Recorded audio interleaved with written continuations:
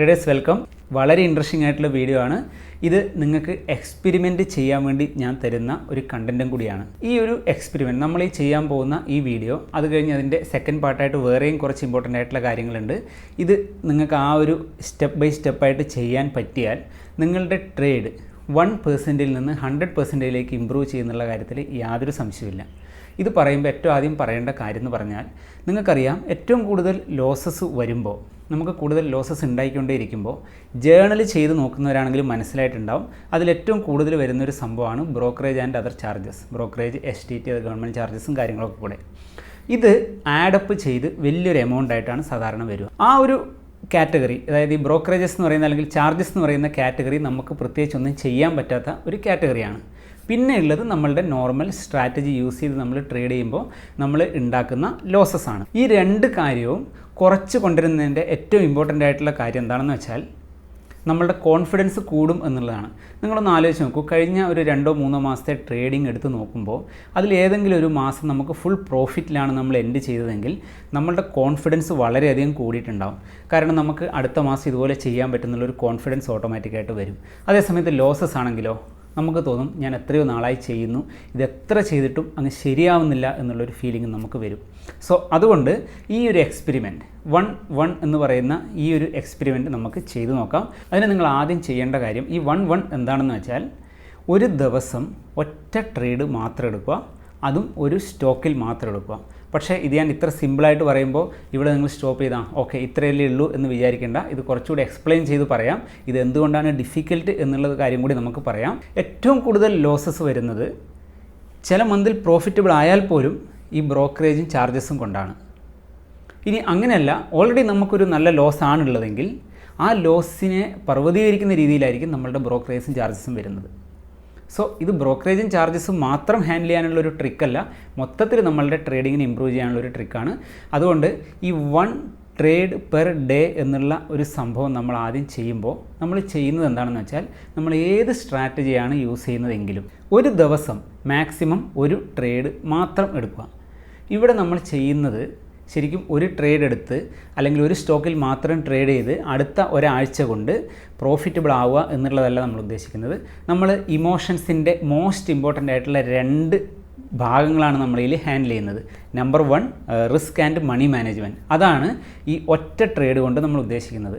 ഇവിടെ നമ്മൾ ചെയ്യുന്നത് എന്താണെന്ന് വെച്ചാൽ, നിങ്ങൾക്കറിയാം ഒരു ലോട്ട് നിഫ്റ്റി ഫ്യൂച്ചേഴ്സ് ട്രേഡ് ചെയ്യണമെങ്കിൽ അല്ലെങ്കിൽ ഒരു 200 ക്വാണ്ടിറ്റി റിലയൻസിൻ്റെ ഇക്വിറ്റി ട്രേഡ് ചെയ്യണമെങ്കിൽ നമുക്ക് ബ്രോക്കറേജും ചാർജസും ഒക്കെ ആയിട്ട് ഒരു 200 രൂപ വേണം. അപ്പോൾ റാൻഡംലി ഒരുപാട് ട്രേഡ് എടുക്കുന്ന ഒരാളെ സംബന്ധിച്ച് ഒരു ദിവസം 10 ട്രേഡ് എടുക്കുമ്പോൾ 2000 രൂപ ഈ പറയുന്ന ബ്രോക്കറേജസും ചാർജസും മാത്രമായിട്ട് പോകും. അപ്പോൾ അതിന് ശേഷം നമുക്ക് 2000 രൂപ പ്രോഫിറ്റ് ഉണ്ടെങ്കിൽ പോലും നമ്മൾ നോ പ്രോഫിറ്റ് നോ ലോസിലായിരിക്കും. അല്ലെങ്കിൽ നമ്മളുടെ ലോസസ് ചിലപ്പോൾ 1000 രൂപയാണെങ്കിൽ ടോട്ടൽ ലോസസ് 3000 ആവും ഈ ബ്രോക്കറേജസും ചാർജസും കൂട്ടിയിട്ട്. നമ്മളിവിടെ ചെയ്യാൻ പോകുന്നത്, ഒരു ദിവസം ഒരു ട്രേഡ് എടുക്കുമ്പോൾ ഇതെങ്ങനെയാണ് നമ്മളുടെ ഇമോഷൻസിനെ ബാധിക്കുക എന്ന് ചോദിച്ചാൽ, നിങ്ങൾക്കറിയാം നമ്മളുടെ സെൻറ്റിമെൻറ്റ്സ്, അല്ലെങ്കിൽ ഒരു ട്രേഡ് എടുത്ത് കഴിഞ്ഞാൽ ആ ട്രേഡ് ലോസ് ആയി കഴിഞ്ഞാൽ എങ്ങനെയെങ്കിലും ആ ലോസ് തിരിച്ചു പിടിക്കണം എന്നുള്ള നമ്മളുടെ ഒരു ഇമോഷൻ അല്ലെങ്കിൽ നമ്മളുടെ ഒരു ഫ്രസ്ട്രേഷൻ, ഈ കാര്യങ്ങളൊക്കെയാണ് നമ്മളിവിടെ കൺട്രോൾ ചെയ്യാൻ നോക്കുന്നത്. അതുകൊണ്ട് തന്നെ നിങ്ങളുടെ ഏത് സ്ട്രാറ്റജി ആണെങ്കിലും നിങ്ങൾ ചെയ്യേണ്ടത് ഇത്ര മാത്രമേ ഉള്ളൂ. ഒരു ട്രേഡ് മാത്രമേ ഞാൻ നാളെ എടുക്കൂ. സപ്പോസ് മൺഡേ ആണ് ഞാൻ ട്രേഡ് സ്റ്റാർട്ട് ചെയ്യുന്നതെങ്കിൽ മൺഡേ ഞാൻ ഒരു ട്രേഡ് എടുക്കൂ. അത് ലോസ് ആയിക്കോട്ടെ, പ്രോഫിറ്റ് ആയിക്കോട്ടെ, ബ്രേക്ക് ഇവൺ ആയിക്കോട്ടെ. ഇവിടെ നിങ്ങൾ ചെയ്യേണ്ട കാര്യം, നിങ്ങൾ ബാക്കി കാര്യങ്ങളൊക്കെ നിങ്ങൾ പ്രോപ്പറായിട്ട് ഫോളോ ചെയ്യണം. നമ്മൾ ട്രേഡേഴ്സ് ഹെഡ്സ്റ്റാർട്ടിലൊക്കെ പറഞ്ഞ കാര്യങ്ങളാണ്. അതായത് മണി മാനേജ്മെൻറ്റ് എങ്ങനെ ചെയ്യണം, റിസ്ക് മാനേജ്മെൻറ്റ് എങ്ങനെ ചെയ്യണം, സ്ട്രാറ്റജി എങ്ങനെ അപ്ലൈ ചെയ്യണം. പക്ഷേ ഇതൊക്കെ ചെയ്ത് കഴിഞ്ഞാലും നിങ്ങൾ ഒറ്റ ട്രേഡ് മാത്രം എടുക്കുക. നമ്മൾ ഈ ട്രേഡ് എടുത്തു കഴിഞ്ഞാൽ ആ ദിവസം പിന്നെ നമ്മളുടെ ടെർമിനൽ ഓപ്പൺ ചെയ്യാതിരിക്കുക. ട്രേഡിംഗ് ടെർമിനൽ ക്ലോസ് ചെയ്യുക, മാർക്കറ്റ് ക്ലോസ് ആവുന്നത് വരെ. നിങ്ങളുടെ പോസ്റ്റ് അനാലിസിസും കാര്യങ്ങളൊക്കെ അതിന് ശേഷം മാത്രം ചെയ്യുക. കാരണം ഇടയ്ക്ക് നിങ്ങൾ വീണ്ടും മാർക്കറ്റിലേക്ക് നോക്കിക്കഴിഞ്ഞാൽ എങ്ങനെയെങ്കിലും ഒരു ട്രേഡ് എടുക്കാം, ഈ രാവിലെ ഉണ്ടാക്കിയ ലോസ് നമുക്ക് മാനേജ് ചെയ്യാമെന്നൊക്കെ നിങ്ങൾക്ക് തോന്നാൻ തുടങ്ങും. സോ ആ കാര്യം അവോയ്ഡ് ചെയ്യാൻ വേണ്ടിയിട്ട് ടെർമിനൽ ക്ലോസ് ചെയ്യുക. പിന്നെയുള്ള ഇമ്പോർട്ടൻ്റ് ആയിട്ടുള്ള കാര്യം, ഇത് എങ്ങനെയാണ് നമ്മളെ എഫക്റ്റ് ചെയ്യുന്നത്. നിങ്ങൾ ഒരു ദിവസം ഇത് ട്രേഡ് ചെയ്ത് കഴിഞ്ഞാൽ നിങ്ങളുടെ പേഷ്യൻസ് ഓട്ടോമാറ്റിക്കായിട്ട് ഇൻക്രീസ് ആവാൻ തുടങ്ങും. കാരണം നിങ്ങൾക്കറിയാം നിങ്ങൾക്കൊരു ട്രേഡേ ചെയ്യാൻ പറ്റൂ. സോ രാവിലെ മോർണിംഗ് മാർക്കറ്റിലൊരു ക്യാൻഡിൽ കാണുമ്പോൾ തന്നെ ചാടിക്കറി ട്രേഡ് എടുക്കുന്നതിന് പകരം നിങ്ങളുടെ പ്രോപ്പർ സെറ്റപ്പ് എവിടെയാണോ വരുന്നത് അത് വരുന്ന ആ ഒരു സമയം വരെ നമുക്ക് വെയിറ്റ് ചെയ്യാനുള്ളൊരു പേഷ്യൻസ് നമ്മൾ ഡെവലപ്പ് ചെയ്യുകയാണ് ചെയ്യുന്നത്. ഈ ഒരു ചാലഞ്ച് ഞാൻ നിങ്ങളോട് പറയുന്നത് മിനിമം 7 ഡേയ്സ് എടുക്കുക എന്നുള്ളതാണ്. 7 ഡേയ്സ് ഈ ചാലഞ്ച് റിപ്പീറ്റ് ചെയ്യുക. ട്രേഡ് എടുക്കുന്നതിൻ്റെ കൂടെ ഒരു സ്റ്റോക്കിൽ മാത്രം എടുക്കണം എന്ന് പറയുന്നത് നമ്മളുടെ സെക്കൻഡ് പാർട്ട് ഓഫ് സൈക്കോളജിയാണ് നമ്മളിവിടെ ഹാൻഡിൽ ചെയ്യുന്നത്. ഫസ്റ്റ് പാർട്ട് നമ്മൾ പറഞ്ഞു മണി ആൻഡ് ട്രേഡ് മാനേജ്മെൻറ്റ് അല്ലെങ്കിൽ റിസ്ക് മാനേജ്മെൻറ്റ് നമ്മളവിടെ ചെയ്തു. കാരണം ലോസ് ആണെങ്കിൽ പോലും നമ്മളുടെ ഒരേ ഒരു ലോട്ടിൻ്റെ അല്ലെങ്കിൽ ഒരേ ഒരു ട്രേഡിൻ്റെ ചാർജസ് മാത്രമേ നമ്മൾ കൊടുക്കുന്നുള്ളൂ. That means at the end of the day suppose നിങ്ങൾ 1000 രൂപ ലോസിലാണെങ്കിൽ നിങ്ങളുടെ ടോട്ടൽ ലോസ് എന്ന് പറയുന്നത് 1200 ആയിരിക്കും. കാരണം ബ്രോക്കറേജ് ഒരു ട്രേഡിൻ്റെ ബ്രോക്കറേജാണ് നമ്മൾ കൊടുക്കുന്നത്. അതേസമയത്ത് നിങ്ങൾ 5 ട്രേഡാണ് എടുക്കുന്നതെങ്കിൽ നിങ്ങളുടെ ടോട്ടൽ 1000 ആണ് ലോസ് എങ്കിൽ നിങ്ങളുടെ ടോട്ടൽ ലോസ് 2000 ആയിരിക്കും. ഇത് നമ്മൾ അറിയാത്ത രീതിയിൽ നമ്മളെ ബാക്കിൽ നിന്ന് നമ്മളുടെ ഇമോഷൻസിനെ ഭയങ്കരമായിട്ട് അഫക്റ്റ് ചെയ്യും. സോ ഈ ഒരു ട്രേഡ് എടുത്തു കഴിഞ്ഞാൽ നിങ്ങൾ ആ ദിവസം ഫ്രീ ആണ്. നിങ്ങൾക്ക് അന്ന് വേറെ ഒന്നും ചെയ്യേണ്ട ട്രേഡിങ്ങിൽ വേണമെങ്കിൽ ലേണിംഗ് പോലെയുള്ള കാര്യങ്ങൾ ചെയ്യാം. സോ നമ്പർ 2, ഈ നമ്പർ 2 എന്ന് പറയുന്നത് അതിനേക്കാളും ചാലഞ്ചിങ് ആയിട്ടുള്ളൊരു സംഭവമാണ്. ഒരു സ്റ്റോക്കിൽ മാത്രം ട്രേഡ് ചെയ്യുക. ഒരു സ്റ്റോക്ക് എന്ന് പറയുമ്പോൾ നിങ്ങൾക്ക് വിചാരിക്കുന്നുണ്ടാവും ഏത് സ്റ്റോക്കിൽ ചെയ്യണം എന്നുള്ളതിൻ്റെ ഒരു സിമ്പിളായിട്ട് ഒരു എക്സാമ്പിളായിട്ട് പറയുകയാണെങ്കിൽ നിങ്ങളുടെ കയ്യിൽ ക്യാപിറ്റൽ ഉണ്ട്, ഇനഫ് റിസ്ക് എടുക്കാനുള്ള പവർ ഉണ്ടെങ്കിൽ നിങ്ങൾക്ക് നിഫ്റ്റി അല്ലെങ്കിൽ ബാങ്ക് നിഫ്റ്റിയിൽ ചെയ്യാം. നിഫ്റ്റിയാണ് കുറച്ചുകൂടി ബെറ്റർ, ബാങ്ക് നിഫ്റ്റിയേക്കാളും വോളറ്റിലിറ്റി കുറവാണ്. ഇനി അതല്ല, അത്രയും എമൗണ്ട് ഇല്ല, നിങ്ങൾ ഇക്വിറ്റിയിലാണ് ചെയ്യാൻ ആഗ്രഹിക്കുന്നത് എങ്കിൽ റിലയൻസ് എടുക്കാം, axis bank, ICICI bank, HDFC bank അല്ലെങ്കിൽ TCS ഇതുപോലെയുള്ള ഒരു 4-5 ഏറ്റവും കൂടുതൽ ലിക്വിഡ് ആയിട്ടുള്ള സ്റ്റോക്കിൽ നിന്ന് ഒരു സ്റ്റോക്ക് സെലക്ട് ചെയ്യുക. അപ്പോൾ പല ആൾക്കാർക്കും ഉണ്ടാകുന്നൊരു സംശയമാണ്, ഞാൻ സാധാരണ എൻ്റെ സെറ്റപ്പ് ഏതെങ്കിലും ഒരു സ്റ്റോക്കിലായിരിക്കും വരിക, അത് ഞാൻ മാർക്കറ്റിൽ ഇങ്ങനെ വാച്ച് ചെയ്തുകൊണ്ടിരിക്കുമ്പോൾ ഏതിലാണോ നമ്മളുടെ സെറ്റപ്പ് കാണുന്നത് അതിൽ ഞാൻ ട്രേഡ് എടുക്കുകയാണ് ചെയ്യാമെന്ന് പറയും. ആയിക്കോട്ടെ, അത് ഈ ചാലഞ്ചിന് ശേഷം നിങ്ങൾ ചെയ്യുക. ഈ ചാലഞ്ച് കൊണ്ട് നമ്മൾ ഉദ്ദേശിക്കുന്നത് നമ്മളുടെ പവർ ഓഫ് ഫോക്കസ്. ഈ ഒരു കാര്യം ഞാൻ നിങ്ങൾക്ക് ഗ്യാരണ്ടി തരാം, നിങ്ങൾ ഒരു പെയ്ഡ് കോഴ്സിൽ പോലും ഇതുപോലെയുള്ള കാര്യങ്ങൾ നിങ്ങൾക്ക് കാണാൻ പറ്റില്ല. കാരണം ഇത് ആരും ഡിസ്കസ് ചെയ്യുന്ന ഞാൻ കാണാറില്ല. എല്ലാവർക്കും വേണ്ടത് സ്ട്രാറ്റജിയും കാര്യങ്ങളുമാണ്. പക്ഷേ നിങ്ങൾ ശ്രദ്ധിക്കേണ്ട ഒരു കാര്യം, നിങ്ങൾ റിലയൻസ് എന്ന് പറയുന്ന ഒരു സ്റ്റോക്കിലാണ് ട്രേഡ് എടുക്കുന്നതെങ്കിൽ വേറെ ഒരു സ്റ്റോക്കോ ഇൻഡെക്സോ ഒന്നും വാച്ച് ചെയ്യാതിരിക്കുക. ഗ്ലോബൽ മാർക്കറ്റ് വാച്ച് ചെയ്യേണ്ട, ന്യൂസ് നോക്കണ്ട, യൂട്യൂബ് ചാനൽസ് നോക്കണ്ട, ടെലഗ്രാം ടിപ്സ് നോക്കണ്ട, ഇതൊന്നും ചെയ്യാതെ ആ ഒരു ചാർട്ട് മാത്രമായിരിക്കണം നിങ്ങളുടെ മുമ്പിൽ ഉണ്ടാവേണ്ടത്. ഇവിടെയും ഞാൻ പറഞ്ഞു, ഇത് നിങ്ങളെ പ്രോഫിറ്റബിൾ ആക്കുക എന്നുള്ളതല്ല ഇവിടുത്തെ ഉദ്ദേശം, നിങ്ങളുടെ ഫോക്കസ് ഇൻക്രീസ് ചെയ്യുക എന്നുള്ളതാണ്. 2 കാര്യമാണ് നമ്മളിവിടെ ഹാൻഡിൽ ചെയ്യുന്നത്. ഒന്ന്, ഫസ്റ്റ് ഞാൻ പറഞ്ഞു റിസ്ക് ആൻഡ് മണി മാനേജ്മെൻറ്റ്, നമ്മുടെ ബ്രോക്കറേജ് അധികം കളയാതെ ഒരു ട്രേഡ് എന്നുള്ള ഡിസിപ്ലിനിലേക്ക് നമ്മളെത്തും. നമ്പർ 2 എന്ന് പറയുന്നത് ഈ ഒരു സ്റ്റോക്കിൽ മാത്രം ചെയ്യുമ്പോൾ നമ്മളുടെ ഫോക്കസ് ആ ഒരു സ്റ്റോക്കിൽ മാത്രം. പക്ഷേ പറ്റുന്ന എന്താണെന്ന് വെച്ചാൽ 2 മണിക്കൂറൊക്കെ കഴിയുമ്പോഴേക്ക് നമുക്ക് തോന്നും അവിടെ എന്താണ് സംഭവിക്കുന്നത്, ഇവിടെ എന്താണ് സംഭവിക്കുന്നത് എന്നുള്ളൊരു നോക്കാനുള്ളൊരു ആങ്സൈറ്റി ഉണ്ടാവും. നമ്മളങ്ങനെ വേറെ ഒരു സ്റ്റോക്കിലേക്കും മാറാതിരിക്കുക. നിങ്ങളുടെ വാച്ച് ലിസ്റ്റിൽ ബാക്കി എല്ലാം ഡിലീറ്റ് ചെയ്ത് ഈ ഒരു പർട്ടിക്കുലർ സ്റ്റോക്കോ അല്ലെങ്കിൽ ഇൻഡെക്സോ എന്താണെന്ന് വെച്ചാൽ അത് മാത്രം വെച്ച് നിങ്ങൾ ട്രേഡ് ചെയ്യുക. ഡെഫിനറ്റ്ലി ചാലഞ്ചിൽ നിങ്ങൾ പാർട്ടിസിപ്പേറ്റ് ചെയ്യാൻ ആഗ്രഹിക്കുന്നുണ്ടെങ്കിൽ ഡെഫിനറ്റ്ലി കമൻറ്റ് ചെയ്യുക. നിങ്ങളുടെ ഇമ്പ്രൂവ്മെൻറ്റ് അറിയാൻ എനിക്ക് ആഗ്രഹമുണ്ട്.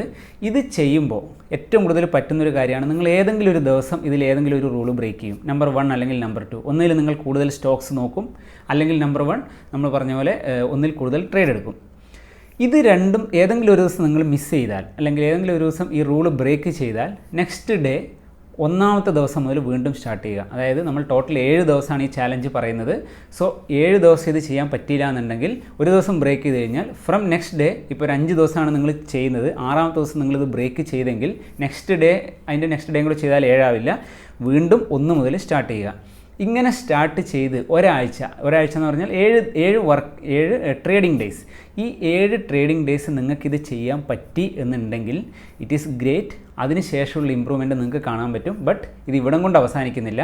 ഈ 7 ദിവസം കഴിയുമ്പോഴേക്ക് നിങ്ങൾക്ക് വീണ്ടും ഒരു നെക്സ്റ്റ് ഒരു ചലഞ്ചും കൂടി ഉണ്ട്, ട്രേഡ് ഫാസ്റ്റിംഗ്. ഈ കാര്യങ്ങൾ ഞാൻ നിങ്ങളുമായിട്ട് ഷെയർ ചെയ്യുന്നത് ഞാൻ എൻ്റെ ലൈഫിൽ ഇത് ട്രൈ ചെയ്ത് എൻ്റെ ട്രേഡിംഗ് ലൈഫിൽ ഏറ്റവും കൂടുതൽ ഇമ്പ്രൂവ്മെൻ്റ് ഉണ്ടാക്കിയ ഒരു കാര്യമാണിത്. ഇത് എല്ലാവർക്കും പറ്റും. പക്ഷേ പ്രശ്നം എന്താണെന്ന് വെച്ചാൽ നമുക്ക് വളരെ ഈസി ആയിട്ട് തോന്നും, ബട്ട് വളരെ ഡിഫിക്കൽട്ടാണ് ഇതൊരു പ്രാക്ടീസിൽ കൊണ്ടുവരാൻ വേണ്ടിയിട്ട്. കാരണം പല സമയത്തും ഇത് നമ്മൾ ചെയ്തതിന് ശേഷം കുറച്ചങ്ങോട്ട് എത്തുമ്പോൾ നമുക്ക് എങ്ങനെയെങ്കിലും നമ്മളുടെ ആ ലോസ് തിരിച്ചു പിടിക്കണം, അല്ലെങ്കിൽ ആരെങ്കിലും പറയുന്നത് ഇവിടെ ഇങ്ങനെ ഒരു ഓപ്പർച്യൂണിറ്റി ഉണ്ട്, ഇത് വിട്ടുകളയരുത്. ഞാൻ പറഞ്ഞു ഇതൊക്കെ നമുക്ക് ചെയ്യാം, ഒരു ലെവൽ കഴിഞ്ഞതിന് ശേഷം ചെയ്യാം. ഒരു ദിവസം ഒരു സ്റ്റോക്കിൽ മാത്രമേ ട്രേഡ് ചെയ്യാൻ പാടുള്ളൂ അല്ലെങ്കിൽ ഒരു ട്രേഡ് എടുക്കാൻ പാടുള്ളൂ എന്ന നിയമമോ കാര്യങ്ങളോ ഒന്നുമില്ല. നമ്മളത് ചെയ്യാനും പോകുന്നില്ല. കാരണം നിങ്ങളുടെ ഈ ഒരു സൈക്കോളജി സെറ്റായി കഴിഞ്ഞാൽ നിങ്ങൾ 2 സ്റ്റോക്കിലോ 5 സ്റ്റോക്കിലോ 10 സ്റ്റോക്കിലോ ട്രേഡ് എടുത്തോളൂ, എത്ര ട്രേഡ് വേണമെങ്കിലും എടുത്തോളൂ, നിങ്ങളുടെ ചോയ്സാണത്. പക്ഷേ ഇവിടെ നമ്മൾ ഈ പറഞ്ഞ സൈക്കോളജിക്കലായിട്ടുള്ള കാര്യങ്ങളാണ് കൺട്രോൾ ചെയ്യാൻ നോക്കുന്നത്. പക്ഷേ ഇവിടെ നമ്മൾ ചെയ്യേണ്ട ഒരു കാര്യം ജേണൽ കറക്റ്റായിട്ട് ചെയ്യുക. നമ്മുടെ ആപ്പിൽ നിന്ന് ജേണൽ ഡൗൺലോഡ് ചെയ്തെടുക്കാം. അതുപോലെ നമ്മുടെ ചാനലിൽ തന്നെ ആ ജേണൽ എങ്ങനെയാണ് യൂസ് ചെയ്യേണ്ടത് എന്നുള്ള വീഡിയോയും കൊടുത്തിട്ടുണ്ട്, അത് ഡിസ്ക്രിപ്ഷനിൽ നിങ്ങൾക്ക് കാണാൻ പറ്റും. സോ ആപ്പിൽ നിന്ന് ഡൗൺലോഡ് ചെയ്തെടുത്ത് അത് കറക്റ്റായിട്ട് 7 ദിവസം ഫോളോ ചെയ്യുക. ഇവിടെ നമുക്ക് അധികം സ്ട്രെസ് ഇല്ല. കാരണം ഒരു ദിവസം നമുക്ക് ഒരേ ഒരു ട്രേഡേ റെക്കോർഡ് ചെയ്യേണ്ടതായിട്ടുള്ളൂ. ഒരു ദിവസം 5-10 ട്രേഡ് റെക്കോർഡ് ചെയ്യേണ്ടി വരുമ്പോഴാണ് നമുക്ക് കൂടുതൽ ടെൻഷൻ ഉണ്ടാകുന്നത്.